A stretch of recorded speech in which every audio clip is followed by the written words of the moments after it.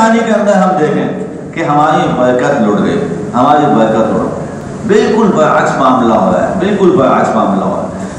ہو گیا مرض بڑھتا گیا، جوں دوا کی بیماریاں بڑھ رہی ہیں اور تنگیاں اور کھانے پینے کی اشیاء جو ہے وہ ہم سے، میں نے عرض کیا، خوب بہت رہی ہیں، وہاں زمین اگل رہی ہے خزانے اپنے، لیکن جب انسانوں میں تقسیم شروع ہوتی ہے تو پھر پتہ ہی نہیں چلتا کہاں چلا گیا وہ خزانہ، پتہ ہی نہیں چلتا وہ خزانہ کہاں چلا گیا، کبھی آٹے کا فقدان، کبھی چینی کا فقدان، کبھی اس کا فقدان، کبھی اس کا فقدان، یہ حال ہو گیا۔ سارے لوگ مل کے یا اللہ پانی دے دے، پانی دے دے، ہم جو دیکھ رہے ہیں ادھر اس محلے کی حالت دیکھ رہے ہیں، کیا پانی دے دے، پانی دے دے، پانی دے دے، اتنا پانی سڑکوں پہ آیا، اب تو کہہ رہے ہیں اللہ اس پانی کو کوئی دفع کر دے، اس کو کوئی دور کر دے، یہ تو ابلے جا رہا ہے، ابلے جا رہا ہے، ابلے جا رہا ہے، کتنا ہو گیا، پانی پانی ہو گیا۔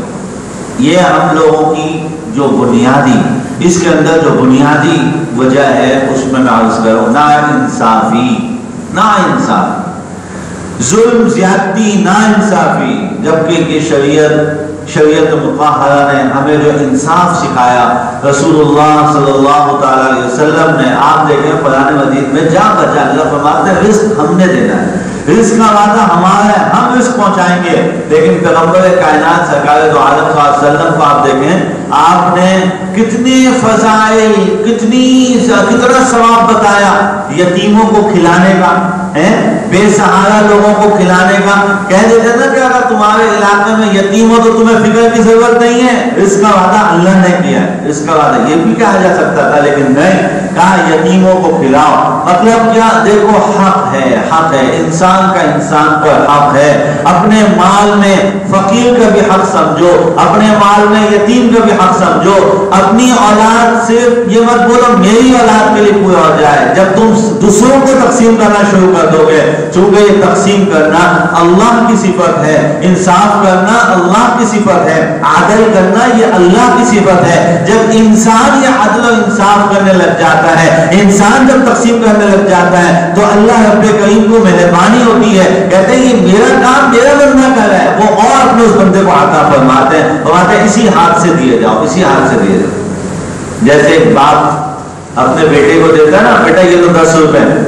بابا کیا کرنا ہے، بولے وہ فقیر آ رہا ہے ساتھ میں اس کو دینا، بیٹا دیتا وقت اچھا لگتا نہیں لگتا، بابا چھوٹے سے بچے کو دیتے ہیں، بیٹا یہ لو یہ ٹافی،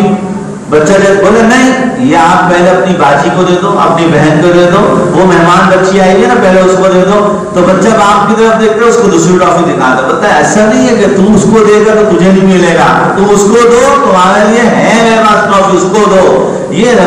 بندہ اپنی اولاد سے جب یہ کام کراتا ہے، فقیر سے ہر آدمی، امیر ہے غریب ہے، ہر آدمی کی یہ فطرتی ہے، فطرت ہے یہ کہ جب وہ اپنی اولاد سے کسی فقیر کو پیسہ دلواتا ہے، وہ روپیہ دلوائے، وہ 2 روپیہ دلوائے، 10 روپیہ دلوائے، اس کو خوشی ہوتی ہے کہ میرا چھوٹا سا بچہ یہ اس کو دے رہا ہے۔ میرے محترم دوستوں اور بزرگوں کی خوشی ہوتی ہے اس لیے کہ یہ باپ خود بھی دے سکتا ہے، لیکن جب اس بچے سے دلواتا دیکھتا ہے تو اس کو طبعی طور پر خوشی ہوتی ہے کہ یہ میرا کام اب میرا چھوٹا سا بچہ کر رہا ہے، انشاءاللہ یہ بچہ بڑا ہو کر بھی میرے کام کرے گا، اس کو اس انداز سے خوشی ہوتی ہے۔ اسی طریقے سے جب رب کریم اللہ جو ہمارے رب ہیں، جب وہ ہمیں دیکھتے ہیں نا کہ میرے فقیر بندوں کو، میرے مستحق اور محتاج بندوں کو یہ بندہ دے رہا ہے، تو میں اس چیز کو سوچیں جو چھوٹا سا بچہ دے رہا ہوتا ہے، رب کریم اس بچے کے ساتھ یہی فرماتے ہیں کہ دیکھو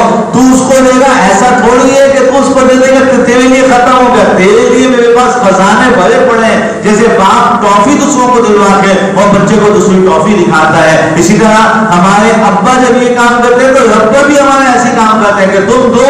تو تمہیں اللہ اور دے گا۔